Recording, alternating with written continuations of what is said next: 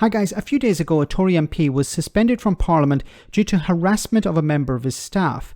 Peter Bone allegedly exposed himself on a number of occasions to the man in question.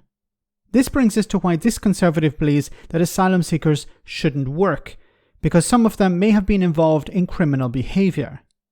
This was in response to a comment made by Tim Stanley at The Telegraph on the Politics Live show. He asked why asylum seekers can't be allowed to work. Have a listen to the response. If you really need all these workers, why doesn't the government say that asylum seekers can work? No, because we want to know who's coming into our country. When they said we don't know whether they're illegal criminals or rapists or whatever, the truth is we don't know. So we absolutely have to find out their background. When they come over and rip up their paperwork, you go around Thurrock when they're coming in there. You go into people's hedges. You can find documents in their hedges, for goodness sakes. And that tells you an awful lot about why they're coming here and what they think they're going to do once they're here. But they're still... Oh my goodness, does anyone actually believe that people are tearing up the documents and hiding them in hedges? Okay.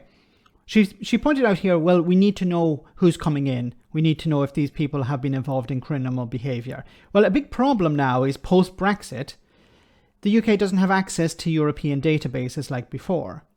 So it's actually more difficult. So any Brexiteer who's concerned about this should be having a think about this quite deeply, because now that the UK is out of the European Union, it doesn't have this same access to databases, allowing it to vet, to check whether people who are coming in claiming asylum have been involved in some sort of crime.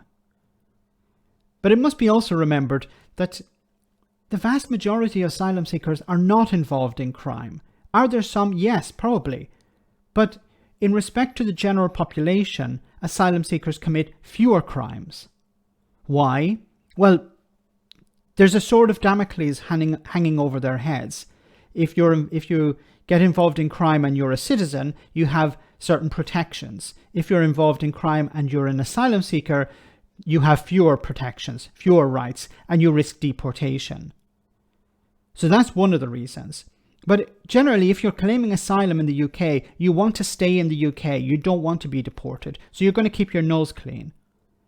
But also this idea that, from the Tories and their supporters on the right and in the media, well, all asylum seekers are here if you're arriving in the country through illegal routes, quote unquote, then there's something dodgy about you and you must be willing to get involved in some sort of criminal behavior. This is just absurd, and it's very xenophobic rhetoric instead of actually welcoming people.